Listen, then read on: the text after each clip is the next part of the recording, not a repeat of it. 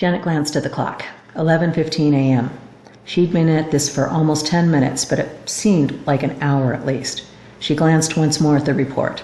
Right. So, tourmaline at the front end of the tube, with quartz crystal centered in the tourmaline hole. Right next to, but not quite touching, the other end of the quartz crystal is a double set of glass slides. Those are 2 inches square. They are bracketed or held in a black holder which slides in and out of the wood tube. Evidently, a biological sample is placed on one slide. The second slide is set on top. Both slides are then fitted back into the black frame, which is then slid into the wooden tube. She glanced at the men seated before her, who stared at her, their faces blank and unreadable. About an inch further along the tube, you get to the first of the 2 actual lenses of the device. The first is similar to a lens you would find in reading glasses. Analysis of this lens shows it's made of glass with a high quartz ratio and a strength of 3.5 times.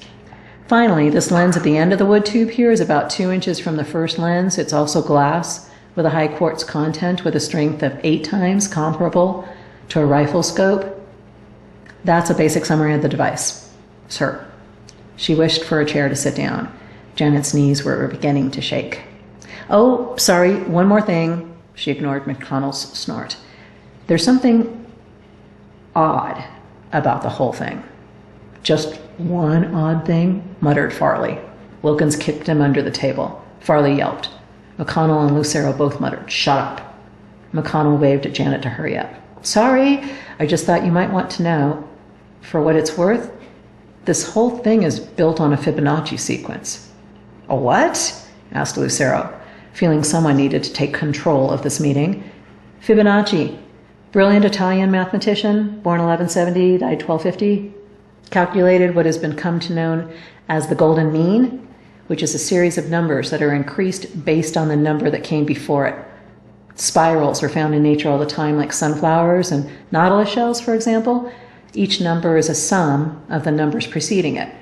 She saw faces growing slack as disinterest pressed on. Here, I'll show you. 0 plus 1 equals 1, right? Head nodded.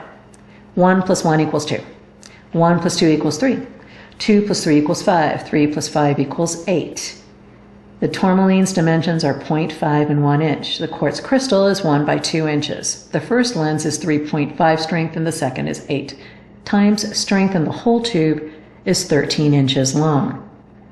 What the hell does that all mean, and why is it important? McConnell asked, still irritated with the whole thing. None of this was making any sense to him. At all. Well, sir, the bottom line is the entire device is one big piece of magic, I guess. Everything about it has supernatural qualities. If you believe in that kind of thing, which I don't, of course, sir. Lucero gazed up at the ceiling. Let's just back up a bit. Is there something unusual about glass lenses with a high quartz content? Isn't all glass high quartz content? Well, yes and no, detective. Most commercial glass is made of melted sand, which always has some quartz crystal content to one degree or another.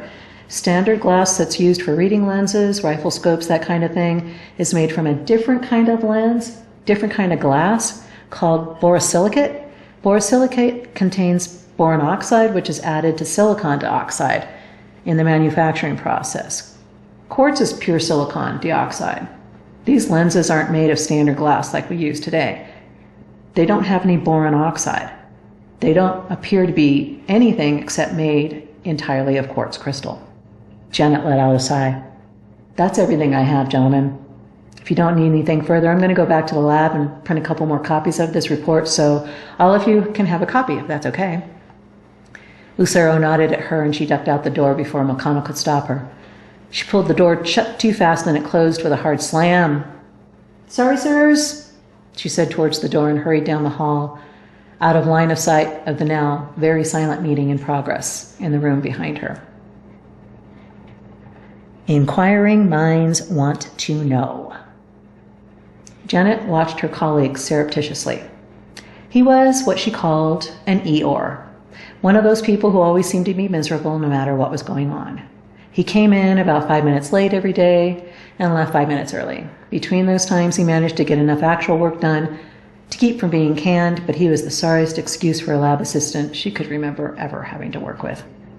Today, he seemed more surly and withdrawn than normal, if such a thing was even possible. "What's up, Fitz?" she asked brightly, hoping to engage him in some kind of conversation. "You seem a little down today." "Nothing. I'm fine. Had a bad dream last night, that's all. Not really in the mood for talking. Got work to do here." And he buried his head in his copy of Gray's. Janet tried not to frown. She was usually a cheerful person, at least she tried to be. But getting Fitz to engage in conversation was always an uphill battle, and she just did not have either the energy or desire to try to drag him out of his hole right now. "No problem. I've just got to run these copies for Detective Lucero." Glad for an excuse to leave the lab, she fed one copy of the report into the printer and waited for 3 more copies to be spat out in the tray. Gathering everything up, Janet hurried out, forgetting to lock her computer behind her. Oliver watched her leave. He'd been annoyed when she kicked him out of the lab earlier this morning, something about some big case for Detective Lucero, where his assistance evidently wasn't needed. His curiosity was piqued. What was she working on?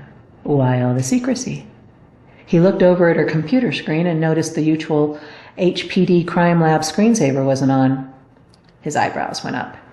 Keeping one eye on the door, he got up and stepped nonchalantly toward Janet's workstation, ready to jump back to his desk as soon as the door opened. He tried to read what was on her monitors, but it was some kind of clinical analysis and evaluation report, impossible to correlate without having more information. Dissatisfied, he glanced at the papers scattered across her desk, but couldn't see anything useful. Nudging the papers on top to the side, he looked more closely at what was underneath. Someone had taken yesterday's newspaper and marked out the top story in yellow highlighter. Something about bodies being found in the quarry, he read further. Young Hispanic boys. He remembered the nightmare from this morning and felt a chill.